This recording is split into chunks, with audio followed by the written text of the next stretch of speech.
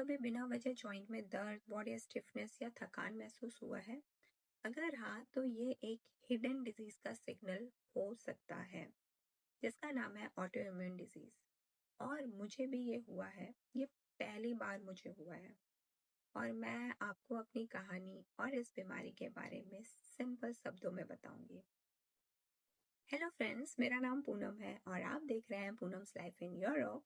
लेकिन आज का वीडियो कोई ब्लॉग वीडियो नहीं होने वाला है। ये मेरा एक हेल्थ अपडेट होने वाला है। तो पिछले 1 डेढ़ महीने से मैं वीडियो भी नहीं डाल पा रही हूँ क्योंकि मेरी तबीयत बिल्कुल भी ठीक नहीं है। तो मैं आपको बस मेरा हेल्थ कंडीशन बताने वाली हूँ और मैं ये वीडियो भी इसलिए बता रही हूँ ताकि जो मेरे साथ हो रहा है वो पहली बार हो रहा है। हो सकता है आप लोगों में से भी किसी के साथ ऐसा हो रहा हो, तो आपको भी इस वीडियो के थ्रू हेल्प मिल सके और आप अपने डिजीज को अर्ली स्टेज में रिकग्नाइज कर सके। तो चलिए वीडियो को चालू करते हैं। तो 19 जून 2025 से मुझे हल्का हल्का दोनों नी में पेन स्टार्ट हुआ। तो मुझे लगा कि ये नॉर्मल विटामिन या फिर नहीं सोने या फिर एक्सर्शन के कारण हो रहा होगा। तो मैंने इग्नोर किया और तब मैं थी इंडिया में और 23rd को मुझे वापस आना था जर्मनी। तब भी मेरे दोनों नी में दर्द था, लेकिन पैर में हल्का हल्का स्वेलिंग था। और राइट लेग में जब मैं फ्लाइट में थी, मुझे 8 आवर जर्नी करना था, तो बहुत ही ज़्यादा स्वेल हो गया था। और 24th को जब मैं यहाँ जर्मनी पहुँच गई, तब दोनों नी में मुझे बहुत ज़्यादा दर्द था। स्वेलिंग नहीं था नी में, लेकिन पैर में था। और ये जो दर्द और स्वेलिंग था विदाउट रीज़न था। मुझे नहीं पता था, ना तो मैं गिरी थी ना मुझे चोट लगा था। लाइक अपने आप हुआ था ये दर्द। तो मैं बहुत ज़्यादा सरप्राइज भी थी कि ये 2-3 दिन में ठीक हो जाना चाहिए, लेकिन ठीक भी नहीं हो रहा है। फिर 25 जून को मैं गई डॉक्टर के पास, यहाँ जनरल फिजिशियन के पास। फिर उन्होंने मेरा ब्लड टेस्ट किया। तो ब्लड टेस्ट में जितने भी ऑर्गन जो फुल बॉडी चेकअप होता है वो सब पैरामीटर तो था ही, लेकिन क्योंकि मेरे नी में दर्द था और पैर में स्वेलिंग था, तो उन्होंने हमारी बॉडी में जो इन्फ्लेमेशन होता है उसे मेज़र करने के लिए जो मार्कर होते हैं उसे भी टेस्ट किया था। तो बेसिकली जो हमारे बॉडी में इन्फ्लेमेशन पता करता है वो है CRP प्रोटीन और ESR। तो जब मेरा ब्लड टेस्ट रिपोर्ट आया तो मेरा दोनों वैल्यू बढ़ा हुआ था। CRP मेरा फर्स्ट टाइम ब्लड टेस्ट में था 13.2 एंड ESR था 74। और फिर उन्होंने ये ब्लड टेस्ट रिपोर्ट देखने के बाद मुझे सजेस्ट किया कि मुझे रोमेटोलॉजिस्ट के पास जाना है। तो मैं आप लोगों को ये बताना चाहती हूँ कि जब हमें बोन में बेसिकली जब पेन होता है तो हम सोचते हैं कि ये हमारा हड्डी का प्रॉब्लम है और हमें ऑर्थोपेडिक्स के पास जाना है। लेकिन सबसे पहले आपको अपने जनरल फिजिशियन के पास जाना चाहिए। और फिर क्योंकि कभी कभी कंडीशन ऐसी होती है कि हमें हड्डी का प्रॉब्लम नहीं होता है और हम हड्डी वाले डॉक्टर के पास चले जाते हैं और हम मिस गाइड हो जाते हैं और हमारा जो रियल कॉज होता है डिजीज का वो नहीं पता चल पाता है। तो जब आपको चोट नहीं लगा है, कुछ नहीं हुआ है, उसके बाद भी आपके बोन में दर्द है और पेन है और आपका जो इन्फ्लेमेशन ब्लड मार्कर है उसका वैल्यू हाई आया है, तो आपको इस केस में ऑर्थोपेडिक के जगह रोमेटोलॉजी के पास जाना चाहिए। तो फिर मैंने यहाँ पे जर्मनी में मैं बहुत ज़्यादा पेन में थी। मैं चल भी नहीं पा रही थी और मेरे पैर में स्वेलिंग बढ़ते जा रहा था। लेकिन यहाँ पे रोमेटोलॉजी डॉक्टर का मिलना बहुत ही ज़्यादा मुश्किल था। लेकिन एनी हाउ मुझे 8 जुलाई का एक अपॉइंटमेंट मिल गया। तो मैं रोमेटोलॉजिस्ट के पास गई और फिर वहाँ पे मेरा फिर से प्रॉपर ब्लड टेस्ट हुआ, क्योंकि ऑटो इम्यून डिजीज जो होता है, रूमेटोलॉजी जो डॉक्टर्स होते हैं वो हमारे ऑटो इम्यून डिजीज कंडीशन को बेटर देखते हैं। तो बहुत सारे जैसे एंटीजन एंटीबॉडी टेस्ट होते हैं, CRP, ESR और भी जो ऑटो इम्यून के जीन होते हैं उनके टेस्ट होते हैं, जो कि प्रॉपर स्पेशलिस्ट ही कर सकते हैं, जिनको हम कहते हैं रूमेटोलॉजी। तो उन्होंने जब टेस्ट किया और मेरा ब्लड रिपोर्ट आया तो उसमें मेरा हीमोग्लोबिन कम था, ESR ज़्यादा था, 74 था, CRP प्रोटीन भी मेरा 13.2 था और उसमें एक जीन HLA-B27 जो था वो पॉजिटिव आया। तो ये जो बी जीन होता है ये बताता है कि हमारे बॉडी में ऑटोइम्यून डिजीज है।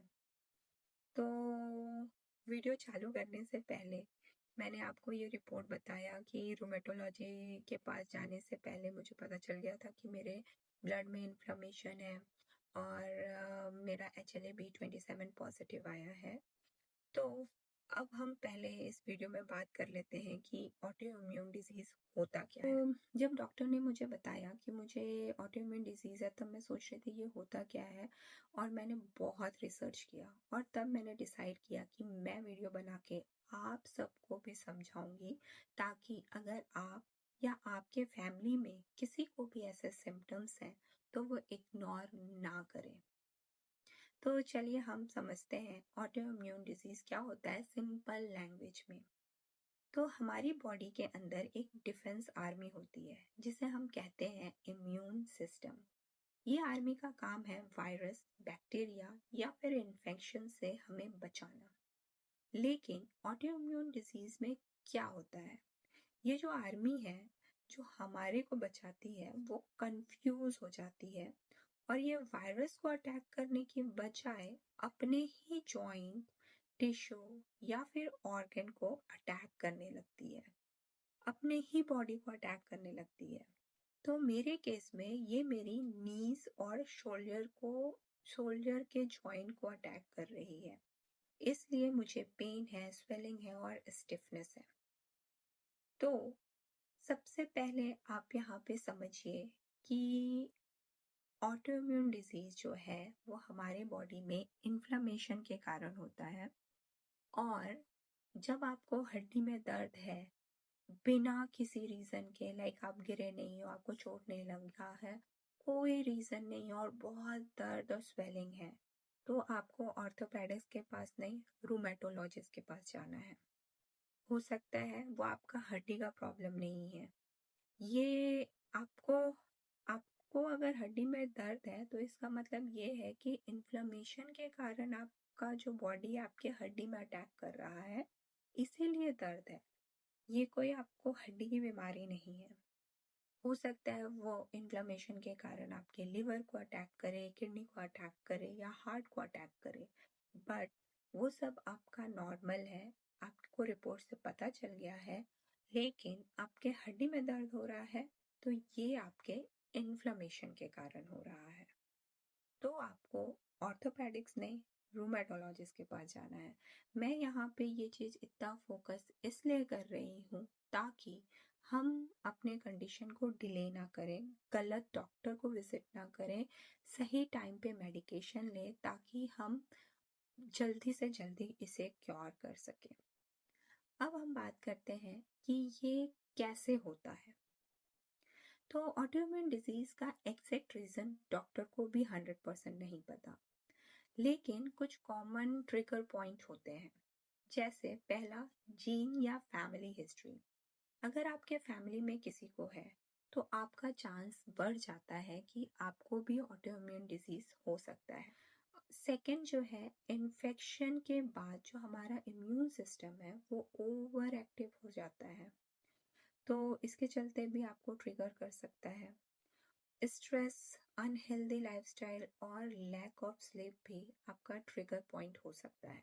तो मुझे डॉक्टर ने बताया कि HLA-B27 पॉजिटिव है, कि अब होने की वजह से मेरा इम्यून सिस्टम ओवर एक्टिव हो चुका है, लाइक मेरा ही इम्यून सिस्टम जो है मेरे ही बॉडी के बोन को किल कर रहा है। तो अब बात करते हैं सिम्टम्स की। ऑटोइम्यून डिजीज के सिम्टम अलग अलग होते हैं, लेकिन कुछ कॉमन है जो हम बात करेंगे, जैसा जॉइंट पेन, स्वेलिंग और बॉडी स्टिफनेस जो कि स्पेशली मॉर्निंग में है, थकान और वीकनेस, कभी कभी माइंड, फीवर या फिर वेट लॉस भी हो सकता है। मेरे केस में पहले मुझे नी में पेन शुरू हुआ, फिर शोल्डर में भी स्टार्ट हो गया। तो फ्रेंड, ये था लाइफ अपडेट और मेरा हेल्थ अपडेट। और मेरा बर्थडे अभी अभी गया है, लेकिन इस साल का बर्थडे मैंने नहीं सेलिब्रेट किया क्योंकि मेरा हेल्थ कंडीशन ही ऐसा नहीं था कि मैं सेलिब्रेट कर पाऊँ।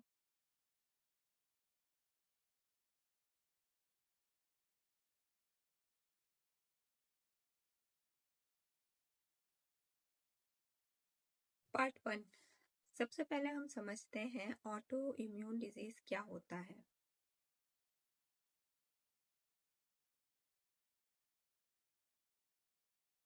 तो फ्रेंड्स, ये था मेरा हेल्थ अपडेट। अभी मैं ऑटो इम्यून डिजीज कंडीशन से जा रही हूँ और मैं अभी स्टेरॉइड खा रही हूँ और मुझे अभी इंजेक्शन भी स्टार्ट हो चुका है मेरा कंडीशन देख के। तो मैं आप लोगों को इस डिजीज के बारे में बताते रहूँगी, मेरा हेल्थ अपडेट देते रहूँगी। और ये वीडियो बनाने का मेरा मेन ऑब्जेक्टिव यही है कि अगर आप लोगों को भी ऐसे कोई सिम्टम्स आते हैं तो आप जल्दी से डॉक्टर्स के पास जाइए। और यहाँ जर्मनी में क्या ट्रीटमेंट हो रहा है वो मैं आप लोगों के साथ शेयर करूँगी। हो सकता है आप लोगों को हेल्पफुल हो सके कि मैं कौन सा मेडिकेशन ले रही हूँ, किस तरीके से मुझे यहाँ पे ट्रीट किया जा रहा है, कि किस पावर का मुझे स्टेरॉइड दिया जा रहा है। अगर आप लोगों में से भी कोई ऑटोइम्यून डिजीज से जा रहा हो तो आपको कौन से स्टेरॉइड मिल रहे हैं और कितने पावर का मिल रहा है, क्योंकि स्टेरॉइड जहाँ पे हमारे कंडीशन को ठीक कर रहा है वैसे ही उसी समय ये स्टेरॉइड हार्मफुल भी होता है। इसीलिए ज़्यादा पावर का खाने से हमारे बॉडी में नेगेटिव इफेक्ट भी होते हैं।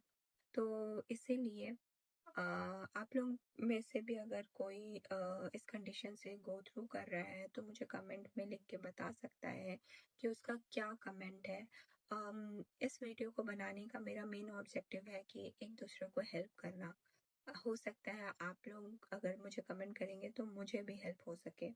अगर मैं कुछ गलत दवाई खा रही हूँ या फिर कुछ गलत डाइट फॉलो कर रही हूँ, या फिर मैं कैसे इससे जल्दी रिकवर कर सकती हूँ। अगर आप लोगों में से कोई इससे बहुत जल्दी रिकवर किया है तो मुझे कमेंट बॉक्स में कमेंट करके ज़रूर बताइएगा।